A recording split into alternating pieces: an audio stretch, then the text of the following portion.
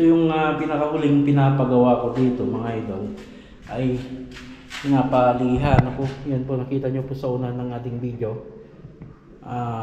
After ng palitada, hindi naman naiiwasan talaga mga idol ay natatalsikan yung mga pader, yung mga dati ng palitada or yung bagong palitada, natatalsikan yan. Hindi yan maiiwasan. So para matanggal mga idol yung nito, yung talsik ng palitada, pinapa-vibrator ko po lahat yan. Maski po itong dating sa wall, of course na talsikan din yan. Yan, pinabalas-basan ko din po ng vibrator machine, yung panliha po.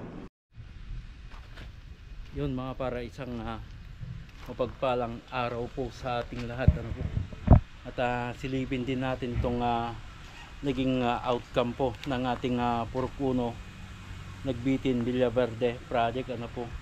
So ito po yung renovation na ginawa natin dito sa Purok 1 So ngayon lang po yung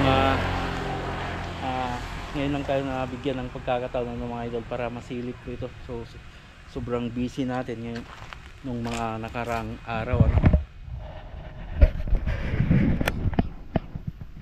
So ito na po siya ngayon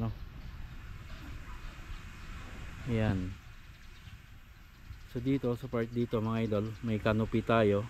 And then doon nasintadaan din natin para yung bubong ng pinakakusina mga idol ay lalagpas dito. Papalagpas natin doon.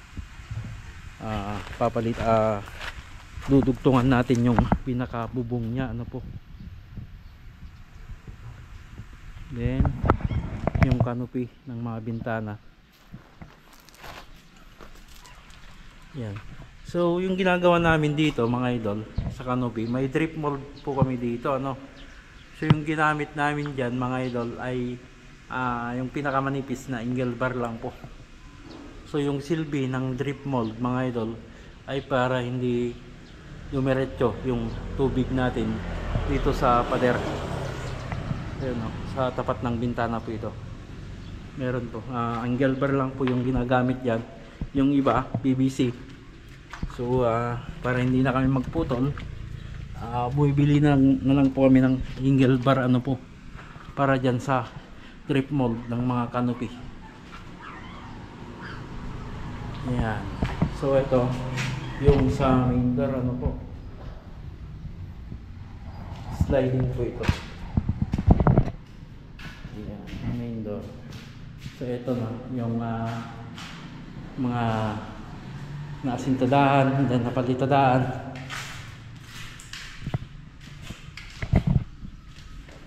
Then ito. Then ito. Ito yung lalagyan namin ng karugtong na bubong. Ayan. Akyat po dito sa second floor mga idol. Ito.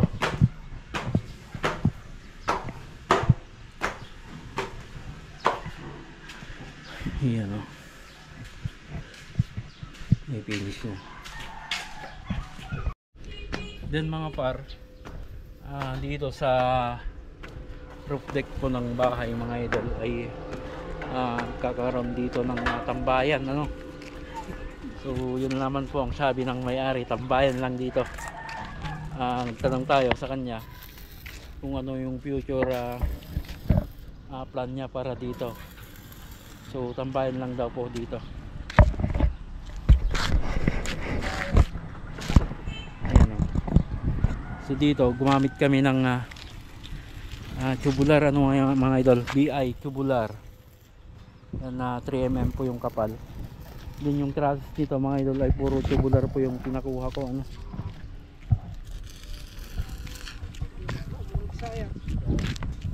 So open area lang po ito. Bubong lang po yung ilalagay. Then yung railing saka yung bubong. So tambayan lang talaga. So winalding na lang po namin So yung height nito, dadagdagan namin yung dating ano, yung dating bakal nito. Gagawin namin 75 yung finish or 80 yung finish ng buhos. So prone nito ng malalakas na hangin mga idol. Bubuhusan ito para mas malakas yung ano, yung column. Then bubuhusan din namin sa ilalim nito.